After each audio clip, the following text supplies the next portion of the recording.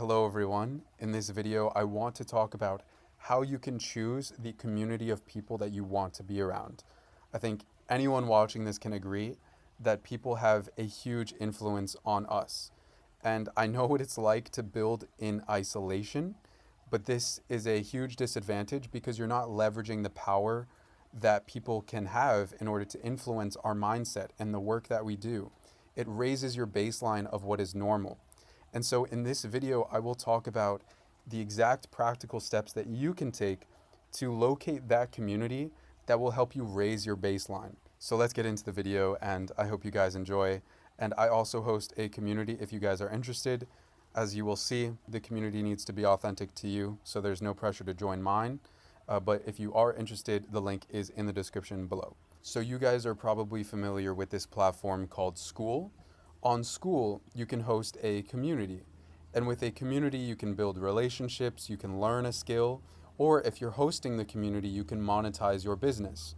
So if there's any skill or quality or interest that you want to increase your capacity in, then a community is a great way to make progress because you're surrounded by the people, and people have such a big influence on us. But with all of the communities out there and with what you want to build, how do you know where to start? How do you actually meet people? How do you actually meet the right people? So whether you want to improve at a skill or monetize your business or just make friends, that is exactly what I will cover in this video. Because whatever the case may be of that you're interested in, it all starts with getting around people. To book clients, to make friends, to grow your own community, the only way you can do that is by knowing other people, by being a member of another community. Specifically, what I will talk about in this video is how you can choose one community. This is the starting point because this is where you originally meet people and understand what it is you actually end up building.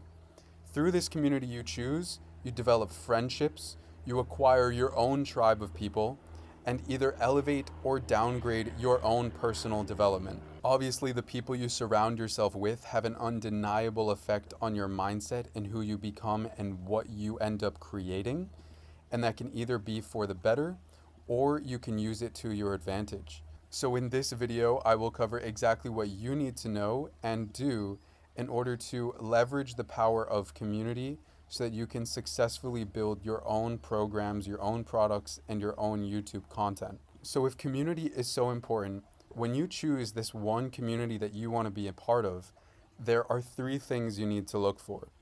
This is the magical trifecta that will dictate whether a community is actually reliable for you or not. So the three things are this. First, the community needs to have a good vibe. Like the people need to be people you actually want to be around, and the aspirations need to be similar to yours. Second, it needs to be actively engaged. If this community is dead, then it's kind of like walking into an empty room and there's not much going on. You can only spark connection so much. And lastly, it needs to be growing. Because if the community is growing, that means there's something there, there's some value there, which means those are the kind of people you want to be around. Now, obviously, these three things are great. But in order to choose a community that contains these three things, first, you need to know what you want. So that's why I will cover the fundamental questions that you can ask yourself so that you can choose the right community and get surrounded by the company of people that will lift you up and fuel the project you're working on. So if you're watching this, maybe you want to build your own community, maybe you want to just make friends, or maybe you want to get a better understanding of the product or program or YouTube content that you're developing right now. It's really important to actually get feedback from people so that you can adjust it accordingly. Also, I have a community myself. As I will talk about in this video, it is important to find a community that works for you. So the link to our community is in the description below, which you are welcome to join, but obviously it needs to work for you. So there's no pressure to do that. So first, consider what you want to be better at. Obviously, the community needs to have the right vibe, the right size, and the right amount of engagement. But first, what do you actually want to be better at? So this could be an internal quality. For example, for me, I cared about confidence. I cared about developing an abundance mindset. And I cared about being around people who were successful at business. So something like confidence is more of an internal quality. Authenticity. Think about what it is you want to develop in yourself more. If that's compassion or if that's empathy, there's a community that probably embodies that quality, and that's a great way to embody it more in yourself. Next, it could be a physical skill. So if I just go onto the discovery page of school, even if I just look at these first 3 pages, maybe you want to get better at AI, automation, or maybe you want to improve at calligraphy, or maybe a sport like pickleball.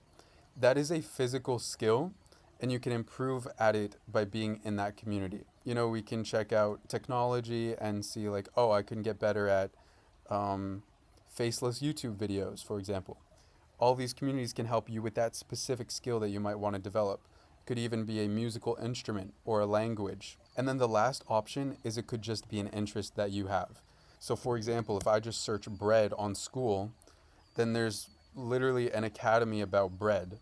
So this is an interest-based community, and it's less oriented around the outcome, and it's more so about just being around connections who are interested in something similar as you.